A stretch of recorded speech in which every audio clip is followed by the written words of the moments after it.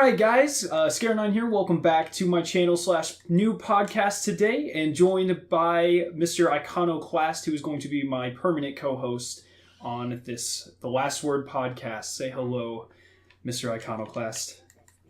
Hello, Mr. Iconoclast. So what we're going to be doing on this is, it's going to be a weekly thing, probably going to put it out every Monday. I haven't gone through that yet, but we're going to stream it on Saturday or Sunday whenever we record it, and we're going to ask for input from the community, from the comment section and whatnot, and about the different topics that we discuss. And of course, Icono and I have some shared opinions, but I find that we have a lot of dissenting opinions, so you'll have a lot of kind of variety mixed in there, so it's going to be fun. Don't you think so, Icono? I agree, absolutely. All right, yeah, so like I said, I will be streaming the filming of these. They're probably going to be an hour and a half long, depending on how many topics we have to talk about. And after I stream it, I'm going to put an audio-only version up on my YouTube channel, and if we can get everything figured out for iTunes or Google Plus or whatever, we'll do that too. But just to start off, definitely going to be on Twitch and definitely going to be on YouTube as well. So those are intros. Oh, yeah. Icono, did you have? We are looking for a third person for sure, right? We're trying to get Lucid or Tisk or something. Is that? It would be ideal to have a third viewpoint, like a third permanent co-host, and then we can possibly add a fourth or a fifth guest for each week if we have enough people. But okay. Yeah, in the long run, it would probably be best to have 3 people for each podcast. 3 different points of view.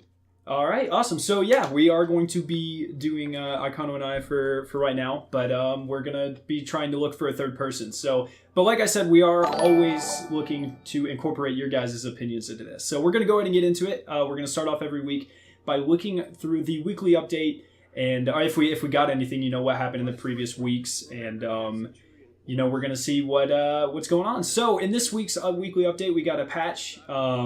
Zer's inventory is no longer bugged, which is, should have never happened in the first place. That's pretty nice. And then we got a big news that we are not getting Crimson Days. What do you think about that, Icono? Well, the way I read that, it was a whole lot of bad news. I felt like we were getting hit in the face with 2 different kinds of bad news. First bad news is we don't know what's coming up. We still don't know. That's all the community's been asking for is a roadmap, and we're still not getting it. And then the second piece of bad news is that the one thing that we did have to look forward to, because we had it last year, was the Crimson Days, which I thought, it was flawed. The ghosts weren't dropping, things like that, but people still enjoyed it. It was a laid-back 2-man version of Trials that people could play for fun.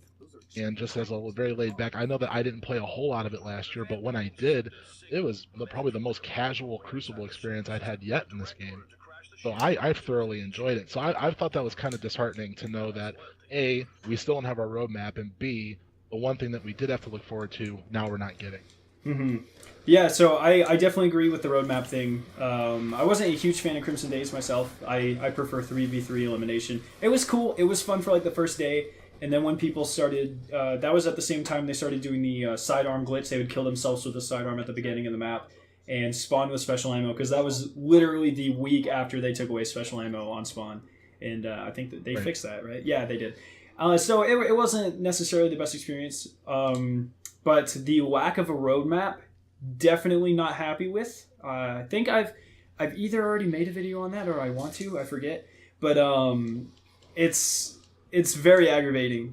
We have 4 months of, before the Rise of Iron, we had a 4-month roadmap. We knew SRL was coming. We knew that Festival of the Lost was coming. Like, we knew very well where the game was going. But then we hit all these goals, and we literally have 8 months, 9 months of nothingness right now until Destiny 2 comes out, as far as we know. We did get news of a future event that the live team is working on something. Other than the fact that it's going to be somewhere in the early spring, it looks like. They said after the thaw, Deej being, as always, cryptic as he can be, which is a little bit annoying. But so we are getting some type of event, but we don't know the size, the scope, what it's going to be over, we don't know anything about that, which is very annoying. I will definitely agree with that. What do you think? What do you think it's going to be? If they could add one type of event into the summer, and they're spending obviously a couple months working on this, they're getting rid of a yearly event. What kind of event do you think it's going to be, Icono? Well, that's what I was just going to say, is that, they have a lot of time to do this. This is probably the longest that they've had to put something like this together, so that's telling me that it's going to be relatively large. I would assume that it's going to probably include new exotics, perhaps, maybe even a new strike. What I'm hoping is that this new update, assuming it comes out in April, I'm hoping that it's going to be the send-off for Destiny Year One, first Destiny. Mm-hmm. I'm hoping I'm hoping what it is it's a way of tying up the story. I hope maybe that we get some clarification on what happened to the Queen. What's going on with the Cabal. Maybe it ties in directly into Destiny 2 even. That would be ideal. But I'm hoping for some story. I mean, we've had some really good runs with content when they've had these updates, but they still haven't really fleshed out the story at all. And that's obviously been one of the major sticking points since day one, is that the story just needs work. Yeah. So I'm wondering if we're gonna finally get a decent story update. And obviously the big talk right now that everybody's talking about is bringing the raids back. I mean, the way I feel about that is, what is it? 7% of the population even plays the raids. 5% actually finish them. So I don't know. I don't know how likely it is that we're gonna get the old raids to come back. Crota and Vaulted Glass. I don't know. I don't know how viable. I don't know how much of a good use of their resources it would be to send people into a room to work on the old raids when virtually nobody plays them. So yeah, I don't know. Yeah, actually, that's something I had never considered. And I've done multiple videos on the raids coming back, and I've never once ever thought about how a very small portion of the population does it. So if the main content drop was bringing back the raids, that's leaving out a very, very large percent of the player base. And so yeah, they would have to, if they do bring back the raids, they would have to bring something for just the general population as well. But I have made comments on how they set up the raids coming back very well. They brought Omnigul's only purpose in the story is to bring back Crota. So they brought Omnigul back from the dead. It just kind of makes us assume that they're gonna try to bring back Crota again. That makes sense. We got the Nexus, obviously a very big part of the original Vex storyline. And then something that was brought up to me by a subscriber that I had never ever considered is they brought back Taniks, which would tie really well into if they brought back the Skolas Prison of Elders as well. Like they brought back 3 strikes with the Dawning, and they each have direct ties to either a raid or a raid-like activity, it's really interesting. But I feel like if they did bring back all 3 of those things at the same time, like you said, they are leaving out an enormous part of the community, which is something to really think about. And then on top of that, that's a shit ton of content to drop on us at one time. Like, to give us 2 raids and the Prison of Elders 35 back in the same week, that's ridiculous. That's a lot of new content they would have to bring up to scale, new weapons, hopefully reskins. I hope... One thing, if they do bring him back, I was talking about this, they would have to make him themed. Vault of Glass would hopefully be taken, but that means that the guns and the armor that we get from Vault of Glass would hopefully be taken as well. The bosses would be taken, little Easter eggs and stuff would be story applications. If they give us like a Siva-fied Crota's End, which would be weird in the first place, but if they did that and we got just the regular Black Hammer, that's super disappointing because that means they just reskin the enemies and then gave us an unfinished product, is how I see that, which would be really sucky. Hopefully,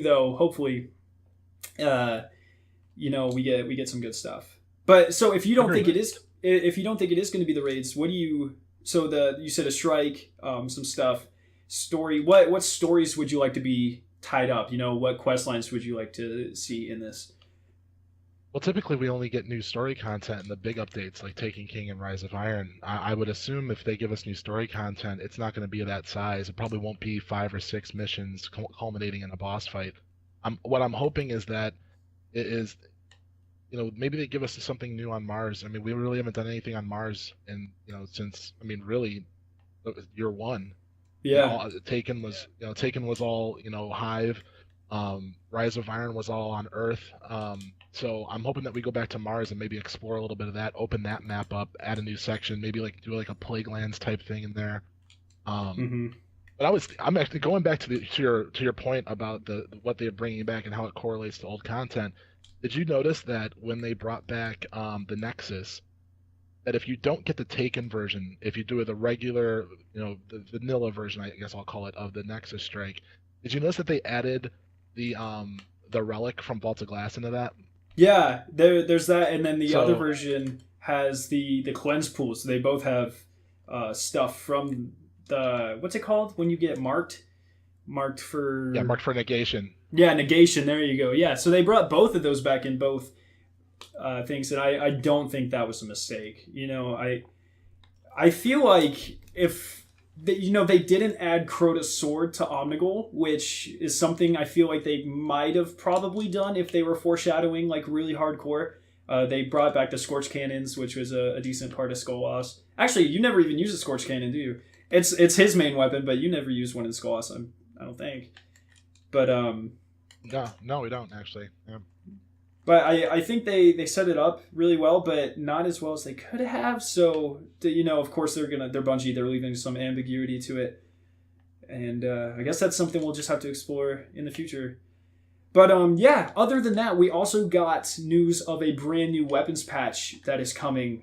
Specifically, I know D said something along the lines of they're not looking to nerf shotguns into the ground. They're looking into ways to make everything else as viable as them, which is dangerous. It's gonna, the way I see it, you don't want to buff. I'm all for buffing, things that need to be buffed. The Red Death archetype, the medium rate of fire, pulse rifles, stuff like that. Those do need to be buffed. But if you buff everything, it's just going to turn into Call of Duty where it takes 3 seconds to die.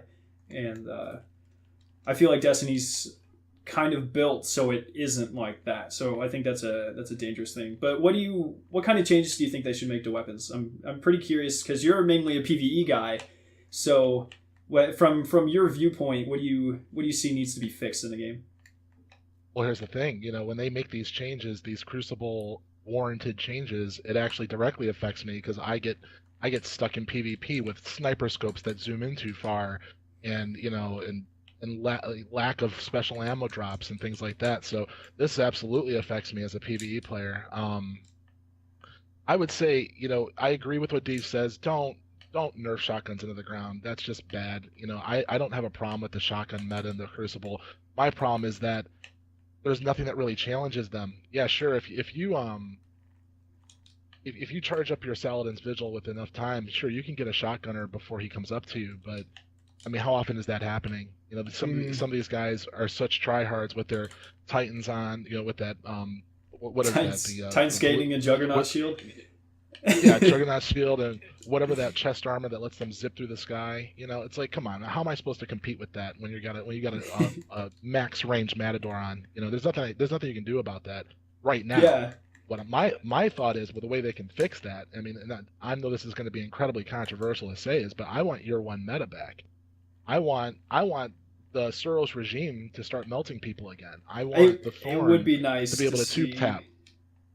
I want that stuff back, because to me that was fun. That was because Vex Mythoclast was broken, Suros was broken, Thorn was broken, but at least you had 3 different types of weapons that were pretty dominant in the field. Right now, everything is a shotgun. To the point where I'm watching videos, I'm watching people on Twitch playing, and you're watching shotgunners run up to you, not pull out their primary when they're 50 feet away from you. No, they're closing the gap to get that shotgun kill. Because they're not using their primaries right now. And I mean, to me, bring the Mythoclast back in the new raid and go ahead and go back to year one meta. I mean, that'll just completely upend the whole thing. I mean, you'll see everything. You'll see hand cannons, you'll see thorns, you'll see You'll see Suros, you'll see Vic Mythoclast, you'll see fusions. Right now, I mean, we were playing Iron Banner Tuesday night, and we were talking about how we saw a lot of fusions Tuesday night. Yeah. People obviously want to play them. Yeah. So, I mean, it's just bring back. You're right. If it gets too fast, then we get to Call of Duty levels. Nobody wants that. But I want year one back. I think that's pretty fair. Yeah, I think that's a pretty. I think the thing that separated year one and made it a lot more enjoyable is I think the secondaries where they are right now. I know a lot of people don't like the state of sniping. I think it is perfect when you are shooting a sniper and they get headshots off on you. It's the most irritating thing in the world. But I think specials right now are in a very, very good place. I think primaries need to be buffed just a little bit. Clever Dragon, Blind Perdition, those things, Grasp Malik, they need to be left alone. They are in good. They can compete. They're fine. But things like slower rate of fire, hand cannons need to be just looked at a little bit because of ghost bullets and stuff. That the was that is that the hand laid stock perk that causes some kind of bug with the stability that needs to be looked at. Then all auto rifles, especially low and medium rate of fire auto rifles, need to be looked at. Low rate of fire pulse rifles are kind of all right. The Hopscotch Pilgrim, it sort of competes. It's all right. But medium rate of fire, Red Death. I'm trying to think of a couple other ones. North's Mercy? Or is that the slow yeah, I think that's somewhere in between. Yeah, it's there. That one definitely needs to be looked at too. That used to be my favorite weapon in the entire game. There was an update and then it was broken. Yeah, so they need to be looked at a little bit. The thing that I feel like Bungie started to do, they were really good at this whenever the game started, but I feel like they've stopped. So Bungie used to kind of do like small increments, so they didn't break anything too much. But with these last few weapon patches, it's been kind of like medium. So like I think rate of fire pulse rifles medium got nerfed like 6 or 8% damage fall off. In terms of range, and then also their impact got a little bit nerfed, I think, as well. But they did it too much. Like they need to take smaller steps and be able to kind of throw these patches out right away, like weekly instead of every 4 months. Like they need to smaller changes, more frequent updates, I think, is what we need to go towards, is what I'm saying. So these are all things that I think will be coming in Destiny 2, because right now they clearly just don't have the resources. Yeah, I mean they can't keep. We don't have dedicated servers. There's so many things that Destiny 1 has that are at this point just antiquated. And yeah, should they fix all this? Sure, but I just don't think that Bungie is going to put any more serious resources into fixing this game when Destiny 2 is around the corner. Yeah. All these things, I guarantee you, when they're having their little closed room meetings, I guarantee you they're talking about all this stuff, but they're not talking about it for Destiny 1. They're talking about it for Destiny 2. That's actually a really good segue into the final piece of weekly news. On February 9th, we will have the first quarterly conference call for Activision. So the first one of the year is where they always release a lot of info. That's where we first heard the information that Destiny 2 would be released in 2017, was last year's first quarter conference call from Activision. So February 9th, was that in 2 weeks, you're definitely going to want to be paying attention to your Destiny podcasts and YouTubers and stuff, because there's going to be a lot of info that Bungie doesn't necessarily make super public, but it's going to be out there and you're going to want to be looking for it, Reddit and stuff, because it's going to... That's where we're going to find out more than likely what Destiny 2 is looking like in terms of release date, what's left in this game. It's going to be very important. So February 9th once again. But I think we should go ahead and segue into our first topic of today, and that's when we think Destiny 2 is going to be released. There's been a lot of controversy about this recently. A lot of people thinking that it's been delayed to 2018. Just before we start, I want to go ahead and put to rest a rumor. There's a rumor that it did get delayed, and I did a lot of searching. I mean, I went to like page 20 on Google searching. I spent like an hour doing this, and there are zero credible sources that say that this is happening. It was one website I've never even heard of, and all the rest of the articles were from like 2017, and no one had elaborated on it. Unnamed sources, a bunch of like no evidence to back this up, just a bunch of sketchy stuff. So as of right now, the only word we have on the release date is from Activision last year's quarterly call that it is going to be released sometime in 2017. So when do you think we're going to start seeing like promotional stuff for it, Icono? And what, I guess Well, what to your month do you previous think? point, well, to your previous point, you were talking about this earnings call. I mean, the earnings call last year, um, at this time, was talking about um, all the things that were coming in this year. They were talking about Rise of Iron. They were talking about, the SRL again. They were talking about all these things that they're going to keep getting people to come back.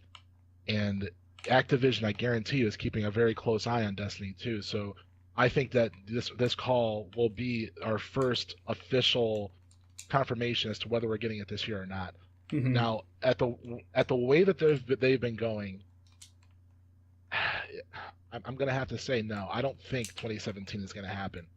Um, Mm-hmm. Everything from Rise of Iron was good, but it wasn't Taken King good. And I've just my personal feeling about Rise of Iron was that it felt rushed to me, and I feel like they don't have the resources. I feel like they're running out of time every time they have a project.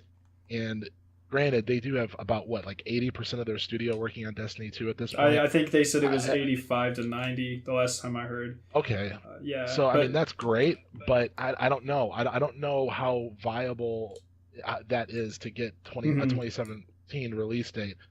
I guess it Now depends here's the how long they've question. been working on it. If you've had 80 to 90% of the whole company, because at this point, just for the viewers that don't know, the only people pretty much working on Destiny are the live team, and then you have, of course, like the Crucible artists and stuff. They've pulled out people and specifically assigned them to Destiny 1, but everyone else is working on Destiny 2. A great, great, great majority is. So if you've had 80 to 90% of the studio working on Destiny 2 since the Taken King dropped, a year and a half ago, I think they could do some really nice stuff. A year and a half on any game is going to be huge, and then especially if you had a smaller team working up on concepts and stuff for Destiny 2 before that, because there was like a 6-month gap between DLCs. I think that is a very big thing to look at as well. So my personal opinions, I think we will get in 2017, and I'm hoping our first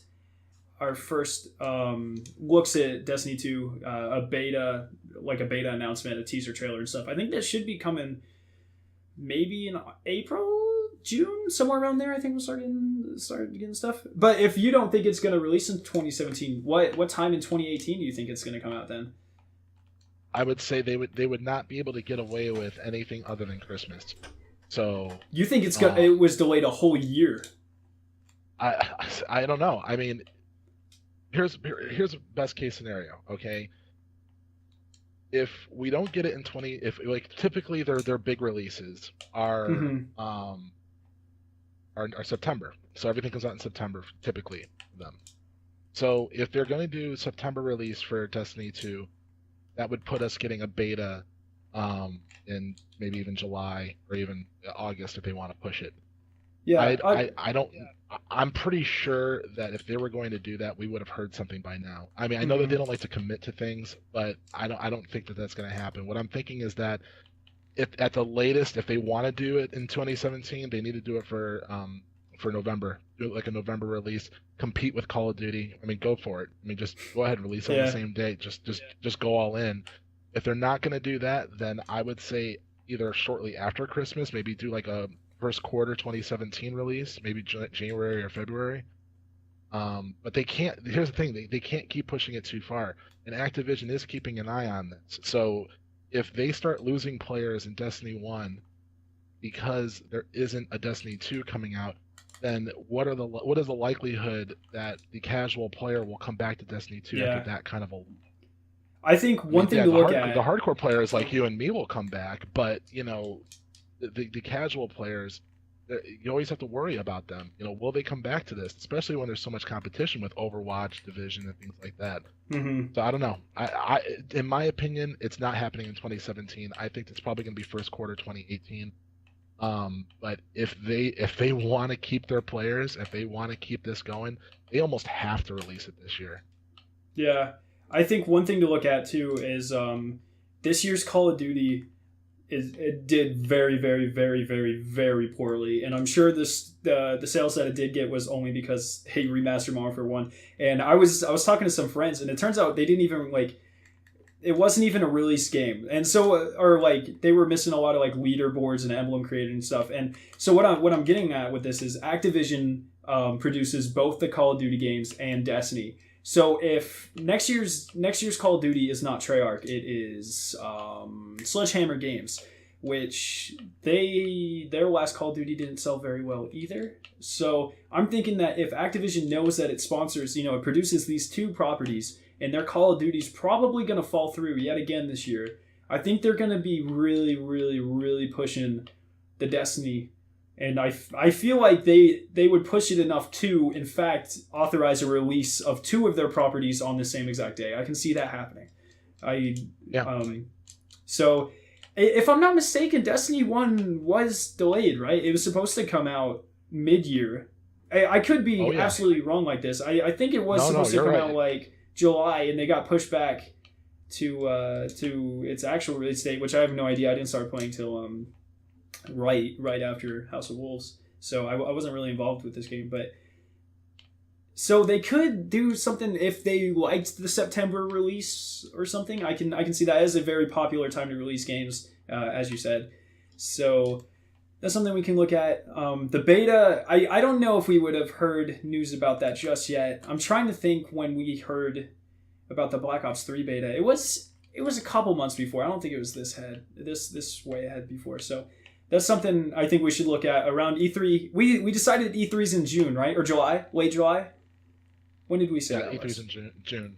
June. So if we don't get news by E3, then I don't see any way it could come out this year, because advertising your game for three and a half months, that's not, it's generally hyped up for a lot longer than that. But if we hear about it soon, hopefully we will, then I see a this year release, which would be really nice. But I agree with you that if they push it back much further, I don't think they're going to have much of a player base to come back to, which is unfortunate. Yeah. All right, so let's go ahead and move on to things Destiny 2 needs. So before we get into this, I want to go ahead and say everything that Destiny 2 has been confirmed to have. So they have said that it is going to be a different type of game. They haven't kind of elaborated on that at all. If I can find the exact article, I'll link it down below. But they were saying it's more MMO-y, I think they were going for. It's just a little bit more, not a bunch. It's still going to be a first-person shooter at the core, but they are going to be changing some things to bring in more people, a more diverse crowd. And we have a leak from Jason Schreier, I believe, who is very, very credible, saying that it will be on PC as well, which would be a huge jump for the franchise, because obviously that would triple the player base, because a lot of people play on PC. So that's something that we could talk about as well. But what do you think Destiny 2 needs? If you had to pick, let's say 3 things that Destiny 2 really needs to be a viable game, to be better than Destiny 1, what would you say those things are? 3 things. Wow. Yeah, sorry. Well, I mean, that really narrows it down, because I had a list of 85 things prepared.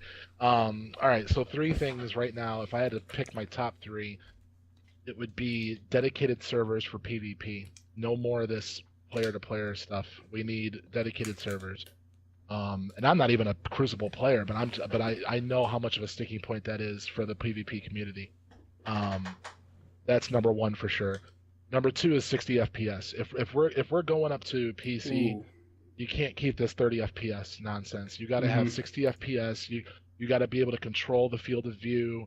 You got to be able to. I mean, the textures. I mean, everything's got to be. It's got to be a completely different. I mean, I would assume if it's going to be on PC, it's going to be a completely different engine. Just real quick, I think if it was, I don't think our consoles can handle 60 frames. So if it is 60 frames, I know Call of Duty did a thing where it's 60 frames exclusively on PC. I can see them doing that, but I honestly don't believe that PCs PS4s and Xbox Ones can handle 60 FPS games, or at least not as intensive as having multiple players and enemies and stuff. But sorry, I didn't mean to cut you off. I just wanted to Well, get no, that. that's fine. I mean, because Titanfall pulls it off pretty well, and the Call of Duties do. But you're right. I mean, see, I don't know what FPS Battlefield runs at. I mean, for their big 64 player games, I don't know what that runs at. I'm It's assuming got to be 30. 30. Yeah, there's no way. But I mean, and the third thing, I mean, this is obvious, is a story. You know, I don't want to have to learn about my game by going to a website and reading a grimoire card. Mhm. I mean, you're not putting the story into the game in cutscenes, and then you're also not even putting the grimoire cards in the game. So I have to actually turn off my game, go to my internet connection, and read a grimoire card online, or pull out my smartphone to learn about what the hell I'm playing. That to me is not. That's not. I don't know what that design was all about. I mean, I know part of the story. Obviously, the story fell apart at the last second, but um, if they're going to continue with the grimoire, that's fine. Keep doing it. It's a cool system, but put it in the game too. I want cutscenes. I want to know what I'm playing. I want to know who these people are and why I should care. Like I always said that with the Wrath of the Machine raid. Who's Axis? I don't know who Axis is. Like this guy Oh, that we're fighting at the end of this raid. Like I don't like, to me, unless I dove deep into the lore and looked it all up, I would have no idea who this guy is that we're fighting. yeah.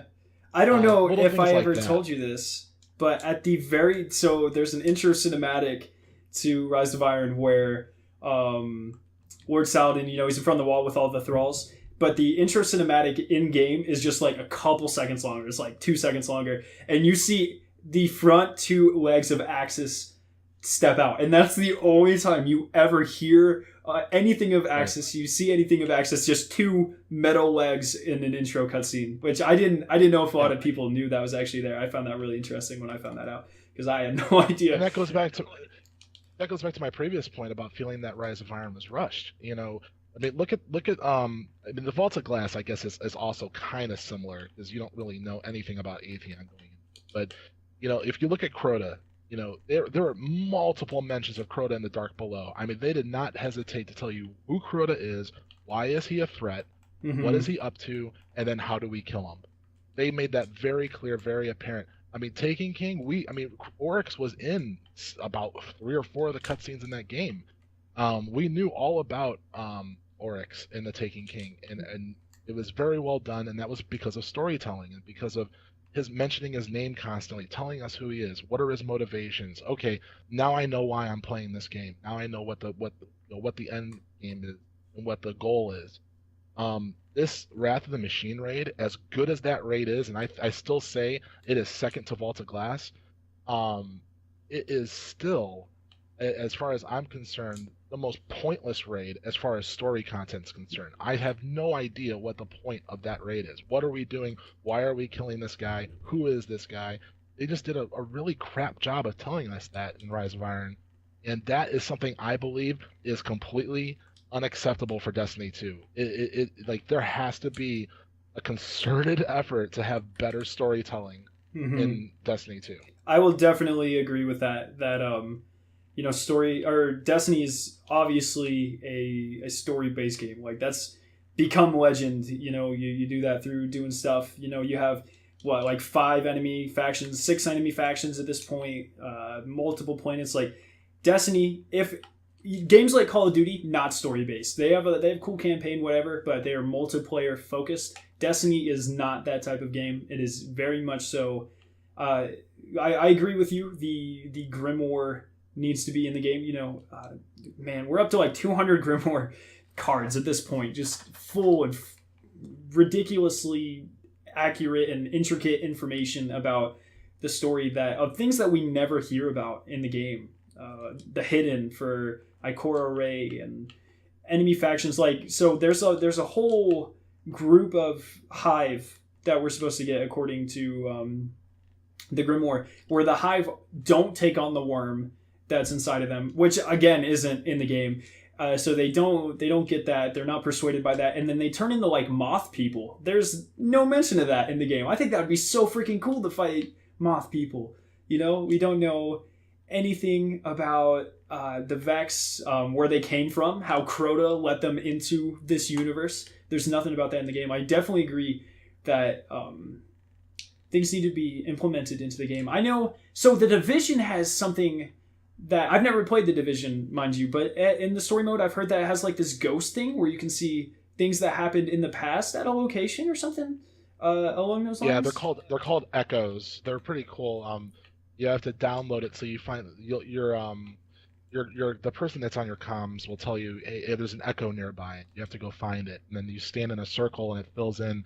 And what it does is it downloads data through, because this takes place in the future, so you have to assume that everything's in the cloud. Everybody's technology is always beaming everything to the cloud. So these echoes are able to pull holographic images of what happened at this location, and it shows you a still hologram of someone getting robbed or someone getting killed or someone being kidnapped, and then Okay. you can go up to each hologram and you can hold X and you can have it like give you more information.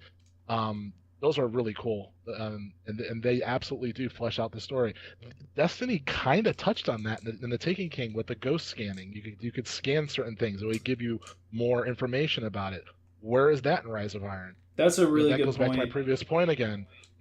Back to my previous point. Rise of Iron feels rushed. They brought in another cool feature in Taken King that was not utilized at all in Rise of Iron. Yeah.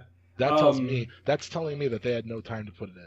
I think one thing that definitely went into that is so Christopher Barrett and Scott Taylor led the Rise of Iron, who they also did the House of Wolves, but Luke Smith did Taken King, and Luke Smith is the lead on Destiny 2. So if he's kind of the guy that was pushing those story elements, I'm hoping to see a lot of that in Destiny 2. Like that makes a lot of sense.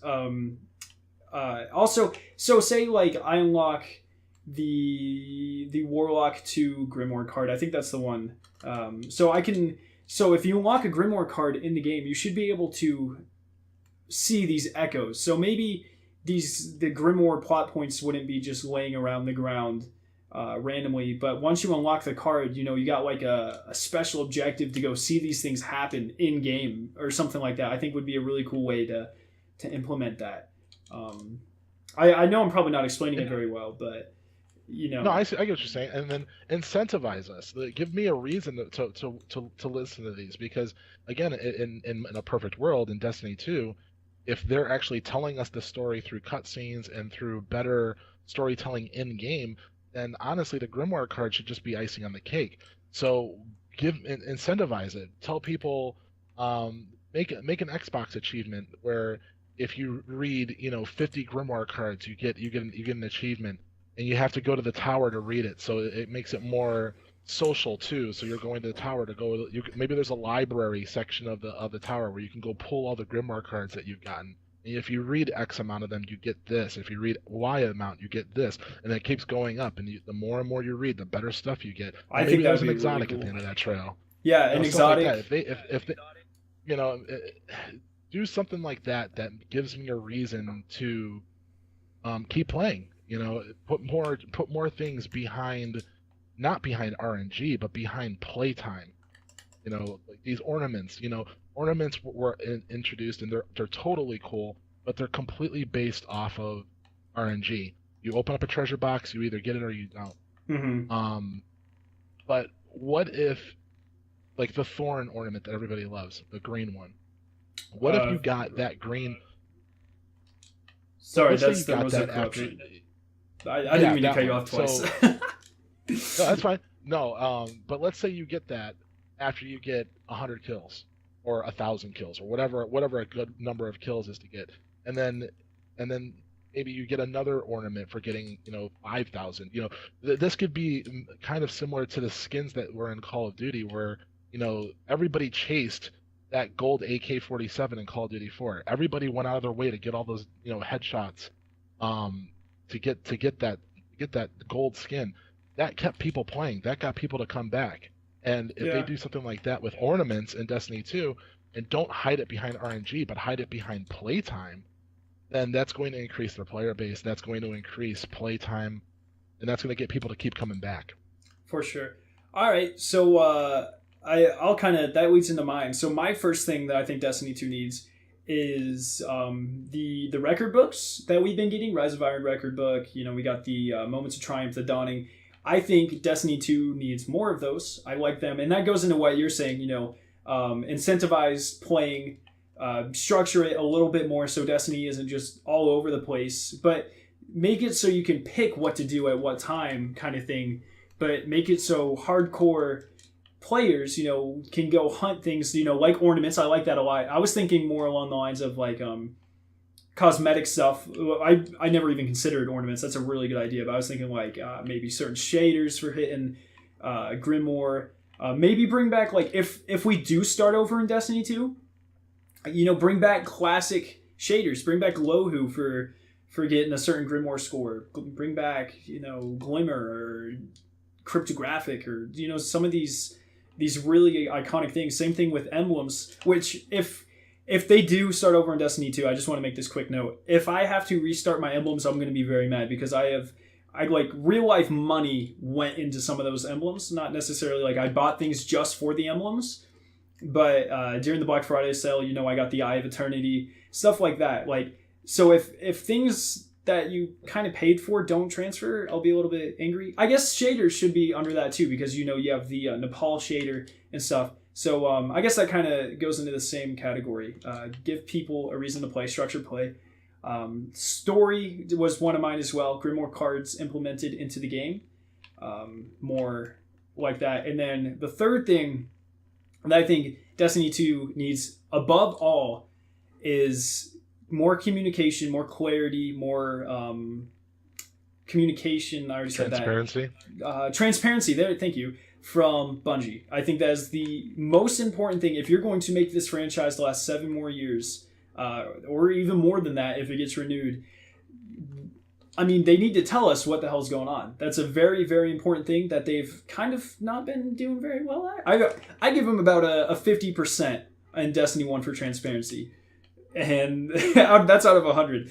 And that's also a failing grade. So I think that's something they definitely need to work on. For sure. Also, I mean, you're not gonna get too much transparency though. Especially with Activision being behind all this. They're very good about keeping things close to the chest. So I don't know how much transparency we can really expect, but like you said, they're getting a 50 right now. That's an F. All I'm asking for is a C. Yeah, passing grade, please. I'm not asking. You don't have to peel back the curtain, and it doesn't have to be complete inside baseball. Like I don't have to know everything that's going on, but I mean, at least like I said, something as simple as a roadmap. That's it. That's simple. Just tell me what to expect. You don't have to tell me like exactly what it is. If you tell me, hey, there's a raid coming, we are going to have a strike available. We're going to be doing this. Make it super generic, but at least tell me what it is. Because I can't tell you in the past 3 years, as much as devotion as I've had to this game, I've been tempted so many times just to hang it up, just because of a lack of roadmap, a lack of knowing what's coming next. And that's coming from me, a diehard player that loves this game probably more than any other game on my system. And I've been tempted to leave, let alone people who are way more casual than me who, jump into the game, play a couple Crucible games, realize, hey, there's nothing coming. I'm going to go play Division. And then that's it. They never come back. Yeah. So, I mean, all we need is a C. We don't need an A. I think one thing that always needs to be done, I think people kind of misunderstand me when I say this. So I want a roadmap at all times. I want to know what's next on my plate. I want to know, the next 2 or 3 things. But I don't. So say, like when Festival of the Lost was released, it was a complete surprise. No one knew anything about it. There was no leaks. There was no hints. It just released. I love that. So if we're having a next event. So say, there's probably something coming in September or closer to Halloween, October, whatever. Don't tell us exactly what it is because that ruins it. I hate when they fly YouTubers out and that there might be a little bit of jealousy here, but I hate when they do that. And then, within 2 days, we have the entire everything that's in the Dawning can now be watched on YouTube. You know, every single thing. We knew the Icebreaker was back. We knew the 2 raids. We knew the new mechanics. We knew what they did. We knew all of the brand new armor. We knew the 2 new Sparrow tracks. We knew all of the new Sparrows. We knew everything that was coming in the store for Eververse. Like, we knew absolutely everything about the Dawning 2 weeks or even a month before it ever came to the game. And that, I hate that. So tell us when something's coming. Don't tell us what is coming unless it's like an actual DLC. And then I want to know story-wise what's coming. I don't want to know what's in it. For sure. Agreed. Yeah. And then, I'm actually going to slip in a 4th one. I'll let you do that. The same thing. Destiny 2 needs to have more secret exotics. The Outbreak Prime was fantastic. It might have been a little bit too difficult for a lot of the community because, like you said, a very small portion does raids, but it was a good incentive to get more people to do raids. But after you do the raids, how the entire quest line was reliant on having 2 more people, that kind of sucked. But the Necrochasm, I was talking about this the other day with you, I think. The Necrochasm is my favorite hidden exotic in the game because you get to, you build it. You start from a white weapon and then you make it your own. You know, you have to do things all over the DLC to make this exotic that isn't the best exotic, admittedly. But it was a really fun quest. No point in it was I dreading my existence. And I feel like that definitely needs to be done again. Again, the Black Spindle, very difficult to obtain. Very, very difficult. I know some people, even with 400 light level, they still can't, they're having trouble getting it. But it's fun. Finding secrets in the game, it has me going back to Reddit every single day just hoping there's some secret thing that has been found in the game, and Destiny 2 definitely needs more of that, a lot.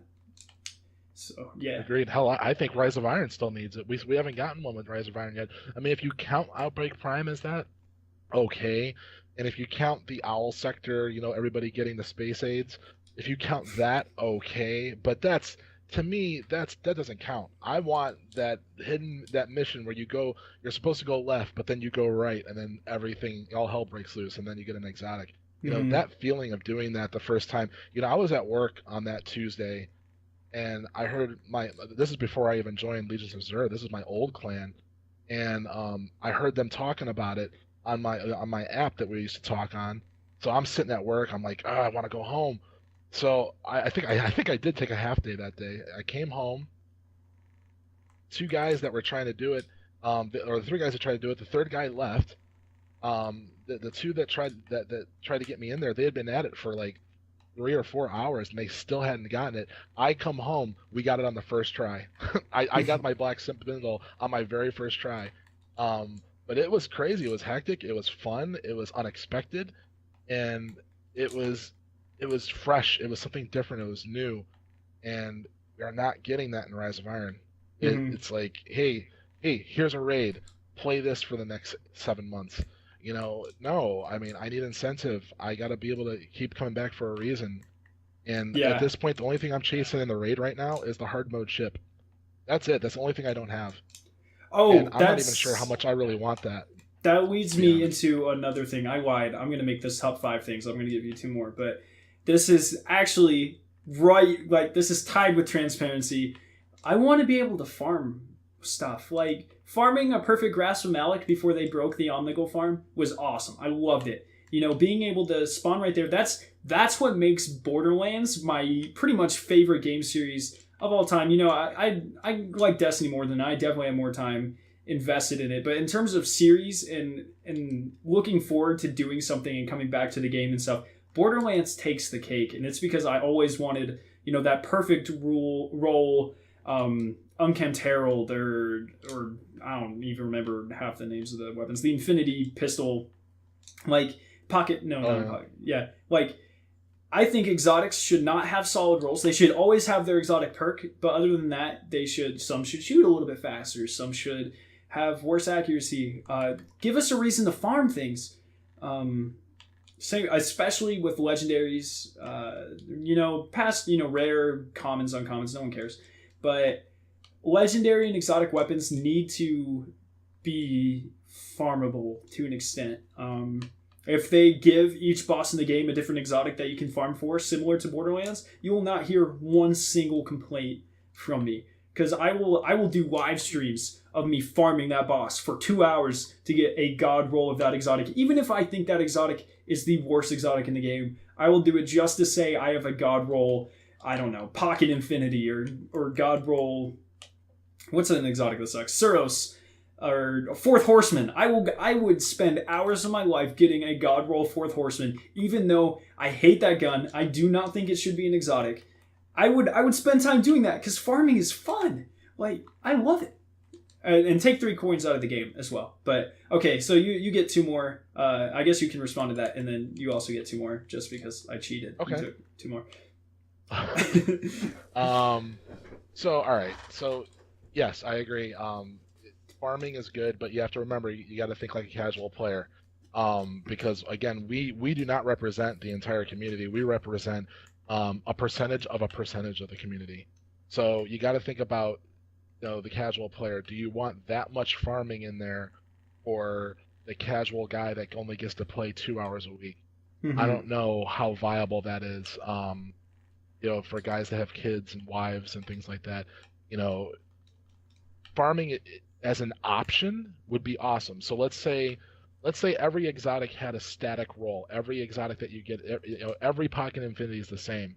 But if there was a glass needles type of thing where you could, put something into the exotic that would change it, and that particular glass needles type consumable was very difficult to come by, then there's your grind for the hardcore players. Mm-hmm. Because the average player, they're going to be happy with their Pocket Infinity because they know that they got the same thing that all the other casual players have.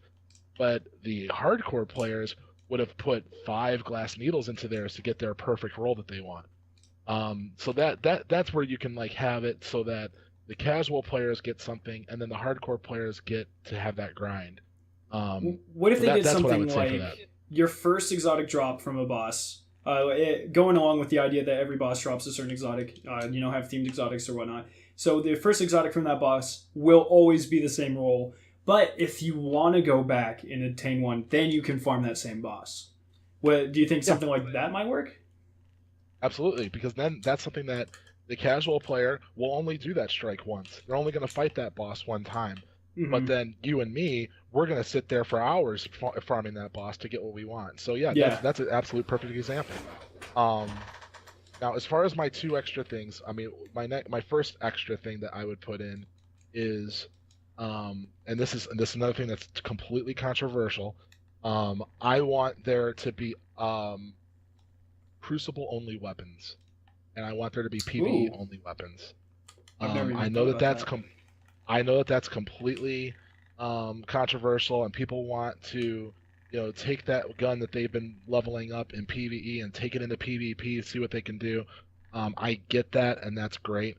But what going back to the first point that we talked about at the top of this, one of my biggest complaints is that when Crucible's broken, I'm affected as a PvE player, and that I think is wrong. The fact that sniper rifles zoom in so far now is not by any fault of anything that was put in PvE. That's all PvP. Why they did that. The reason that special ammo is so hard to come by. That's all PvP. There were changes made to PvP that adversely affected PvE, and I think that that's wrong.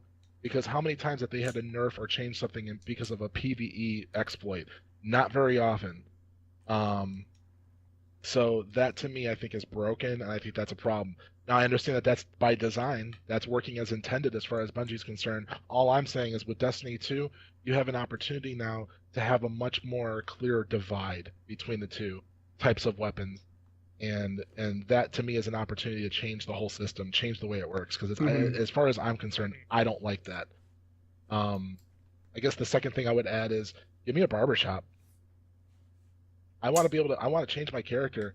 I want a goatee. I want a mohawk. I mean, you make your character the first time you ever put this game in the Xbox, and then that's it. You never see that screen again. And every other game lets you change your appearance. Why not this one? This game is all about become legend. You know, these guardians that you create, they're yours and yours alone, and there's there's no one like you because you're unique. But if that's the case, then if I start going out into the world and I see other people that look like me, I want to be able to go back and change what I look like, and I can't do that right now. And that to Mm-hmm. me is another problem. Um, and I was reading somebody on Reddit say something like, "Well, yeah, they'll let you do that, but you got to pay 500 silver to do it." You know what? If it came down to it, and if it was that deep that Activision was like, you know what, we'll let people have a barbershop, but they got to pay for it in real money. You know what? Fine. I would pay real money once a year to change my character appearance, if that's what it takes. Mm-hmm. Um, but but the fact that we don't have it at all right now, I think is definitely a problem. Yeah. Okay. Well, that's pretty much gonna wrap up that topic. And then the next thing I have is just to look back at the community input. We have a couple, mostly just responses to ours. Jason Tyler had two really good comments I want to look at though. To the raid one, only 5%. Those numbers are pretty discouraging. To the completing a raid. I think there needs to be more incentive. I don't know how you could possibly incentivize completing a raid more, but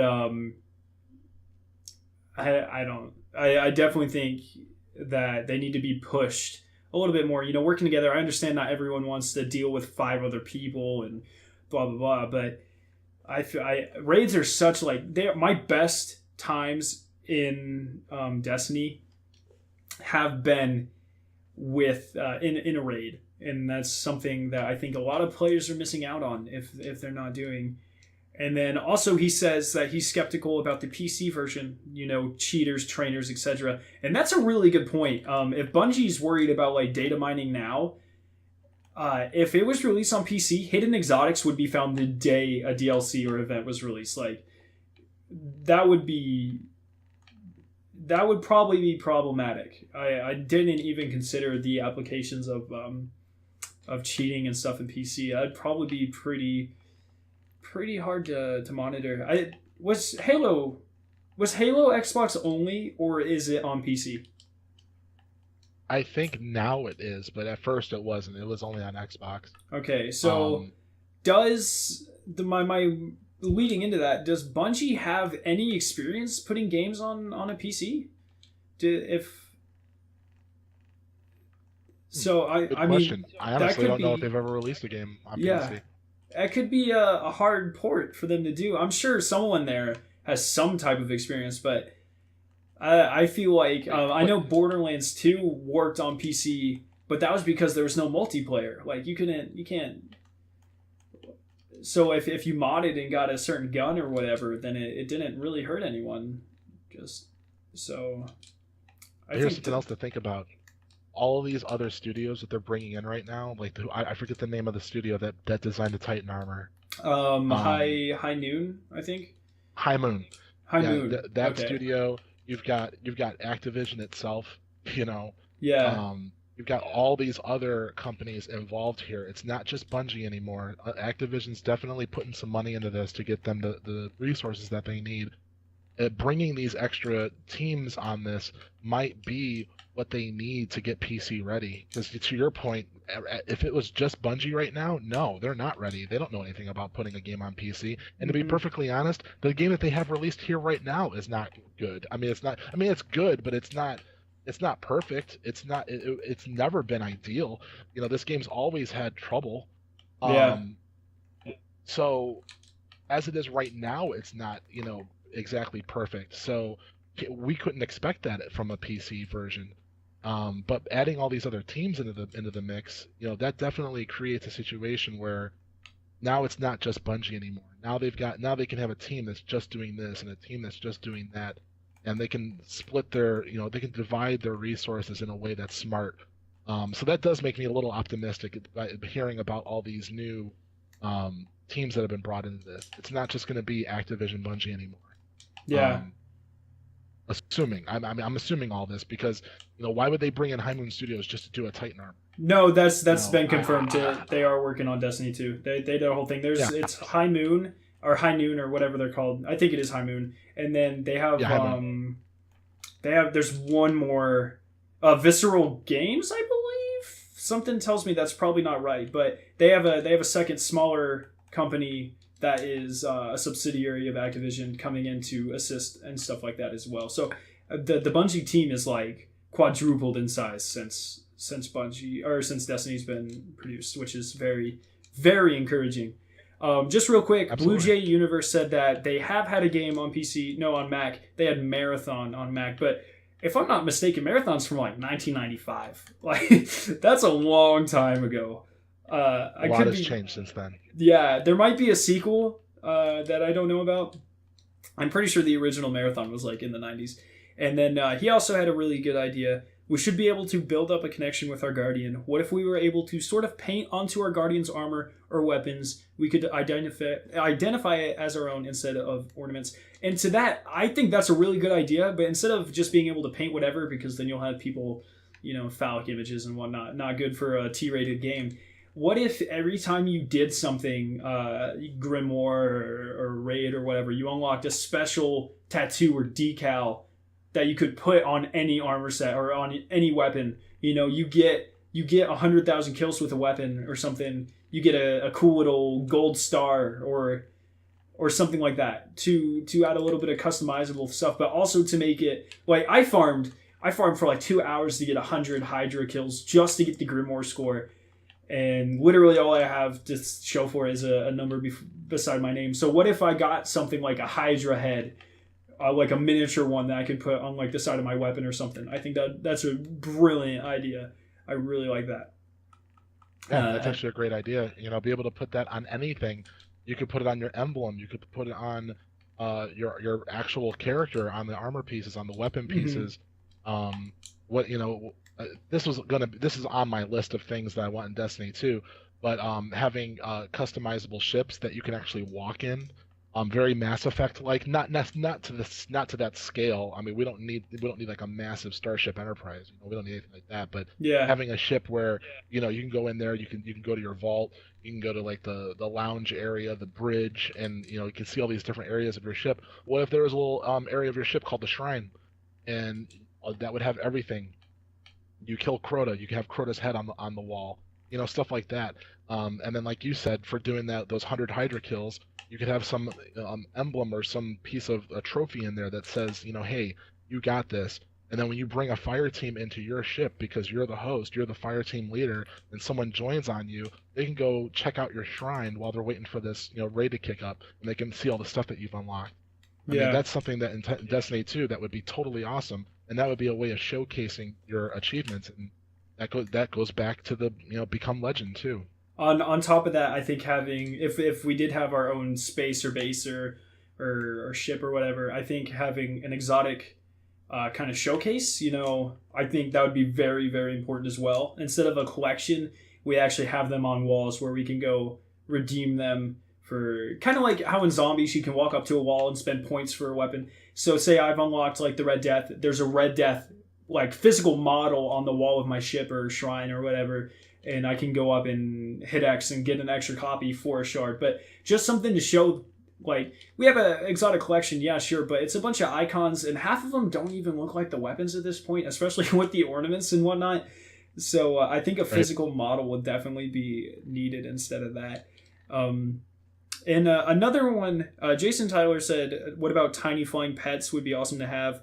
Mini Hydra, Scions, blah, blah, blah. So I'm not really a fan of so that's kind of too MMO-ish for me.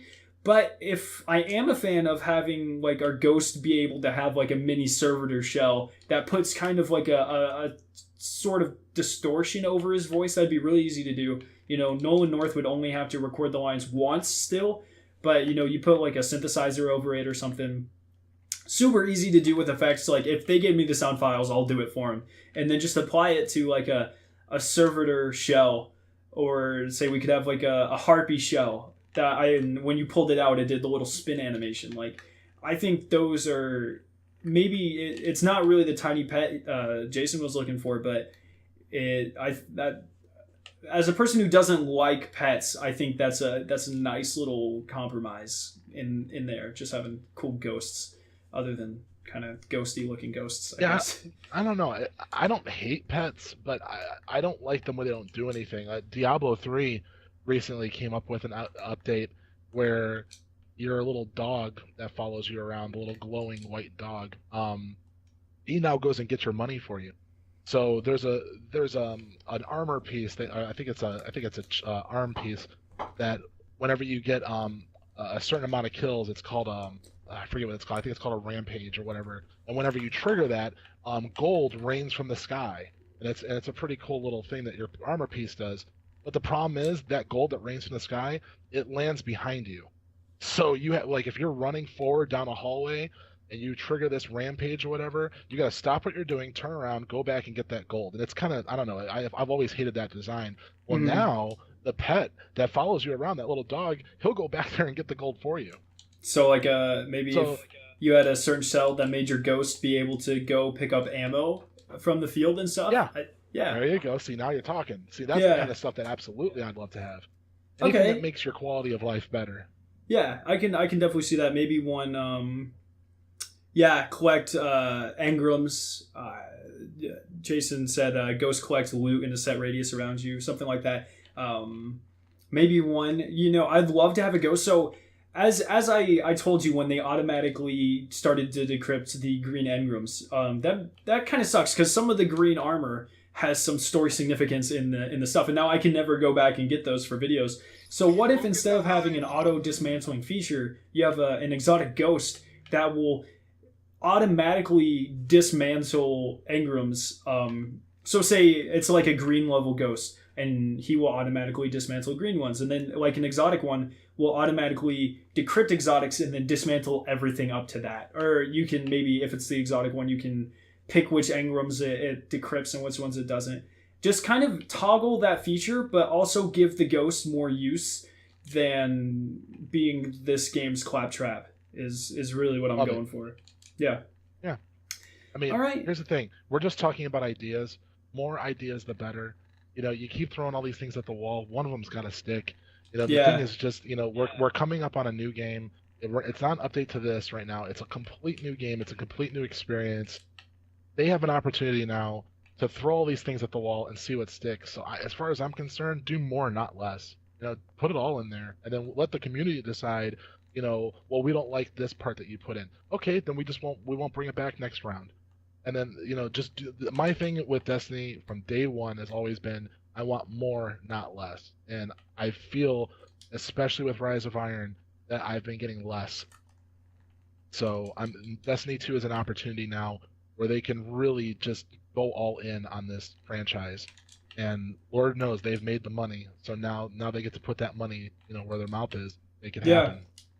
I definitely agree with that. I would like to, especially with small things, I think it would be better to spend, put one guy on there for like 2 weeks designing a couple of ghost shells, implementing it, and then people just not using them. I think it would be better to put them into the game and then be kind of like, not necessarily useless, but underused, rather than having to not have done that in the first place and then try to organize it, find out how it would affect the other code, blah, blah, blah, blah, rather than you have just have implemented it in the first place and, someone enjoys it.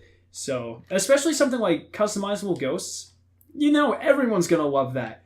There might be a certain ghost that people don't like as much, but hell, there's certain exotics people hate. Like I said, I cannot stand the Fourth Horseman. Someone had to take time to design that, come up with an exotic perk, come up with flavor text, come up with blah, blah, blah, all this stuff. So it's better to put it in the game, or at least put the kind of foundation for it in the game, prepare for it. So just an example, I don't know if you know, the whole reason Xur's inventory was broken is because they put a limit on how many items he can sell at one time. So when they added exotic shards back into his inventory, it conflicted with the heavy ammo synthesis and the 3 of coins. So it would cycle out each week because he wasn't allowed to have more than that. And that's what? Why would you put a limit on an NPC's inventory when this game is going to last 3 years? You have no idea what kind of stuff you're going to come up with and have him sell. Especially someone like Xur. Like, that's stupid. Come on. That's just bad planning. They need to have foundations for stuff and not cock block themselves. That's just stupid. What's your theory on why? Xbox 360 and PS3. Because you got to remember, this game was Oh, originally for consoles. They yeah. had to put limitations in there because they had to be able to make Xbox 360 and PS3 work. That's another thing that Destiny 2 is not going to have to worry about. We're Hmm. not going to have to worry about having these small patrol zones because that's all Xbox and PS3 could handle. Now we've got the power of PS4 and PS4 Pro and Xbox One and whatever the new Xbox Pro version Scorpio. is, Scorpio. So now that's what they've got, the power that they have to work with. Now we're going to have probably Yeah. have patrol zones that are massive. We're probably going to have Xur be able to sell whatever he wants to sell. There were probably limitations put on these things because that's all they could do. That's why we've never had vault space. Um, vault space has always been an Xbox 360 and PS3 problem, not a Bungie or a Destiny problem. It was the fact that they Yeah. tried to release this on last gen hardware, and it unfortunately it hurt everybody. They actually released this really cool thing. Someone retweeted it. I don't know if I'll be able to find this, but again, if I can, I'll put it in the video description. It's like an hour and a half live stream of one of the devs doing a demonstration of how hard it was to port everything. So this game was built on a PS4 kind of a model. I don't know, a development platform, I guess. And then they had to scale everything down. They had to keep in mind the hardware limitations of the Xbox 360 and the PS3. But the encoding, I believe it was the encoding, was so different in the between the PS3 and the PS4. They pretty much had to rewrite everything. Like they couldn't just translate it. It was a really really interesting kind of look into the development cycle, and it really made you understand how much the PS3 really sucked. Same thing with the Xbox 360 though. Like it's crazy. Like the phones, the iPhone 7 and 6 have more processing power than an Xbox 360, which is so mind blowing that something that can fit my hand has like that's crazy. So Yeah, that's just now that they don't have those. That's another thing. I think the Destiny 2 release cycle is going to be much more quick than these because those kind of things. If you notice, Rise of Iron was built in like 4 months. The Taken King took nearly an entire year to build, and it's barely more content. And it was, I guarantee a lot of that was because they had to go back and hardware limitations and port it. And they obviously have to have a team working on previous gen and next gen, and I'm sure it just gets really confusing. So with this new game being on next gen consoles and probably PC, um, they can just make one flat game and it would be super easy to work around because I'm pretty sure if I'm not mistaken, Steam and Xbox One use very very similar encoding patterns. That's why you're allowed to now play Xbox One games on your PC through Microsoft Play or whatever the hell it's called. I forgot what it's called, but so I'm pretty sure it'll be a very very easy process compared to the last time. So I think they'll be able to get more done with that as well. But so yeah, those pretty much most of the community input for this time. Remember, guys, if you do want to be heard, I will put out tweets when we're going to record these videos or podcasts rather, and make sure you guys come out and voice your opinion because it really does matter to us. We're just two guys playing Destiny. You let people know about this podcast. The more people that have opinions, obviously, the more people Bungie has to listen to, and it's very important that you guys come out and voice your opinions too. So just thank you for everyone who came out and joined the stream. But do you have anything more to say on any of these topics, Icona? Anything you want to wrap up with? no, I think we cover every topic pretty well. Yeah. I'm excited to talk about this earnings call. So that'll Yes. be coming up in a couple episodes. So I think 2 weeks. yeah, I hope Yeah. we got something to talk about then. Yeah, absolutely. I definitely agree with that. Hopefully, it'll be a lot to talk about, or at least a lot to speculate or look into. At least you never know what's going to be released tomorrow. So very exciting. So thank you guys for tuning in. Once again, I'm Scaro9. You can find me at Scaro9 on Twitter or on YouTube. If you're watching this on YouTube, then you obviously found your way there. And then Iconoclast, do you have a Twitter follower handle or anything like that? Oh yeah. Well, you can find me on Xbox at XX Iconoclast. I'm always there. If you want to find me on Twitter, it's at MarlonB1984. That's MarlonB 1984. Spoiler alert: my real name's Marlon. So if you want to find me there, I'm always talking about Destiny or comic books or Star Wars or something nerdy. So yeah. Awesome. All right. Well, like I said, thank you guys for coming out and joining the stream. Hopefully, we'll have some really awesome stuff to talk about next week. I don't really know. I haven't decided yet, but we'll find something really fun. So I hope you guys come out and join the stream. So thank you guys for watching, or listening rather, I guess. And we'll see you next week.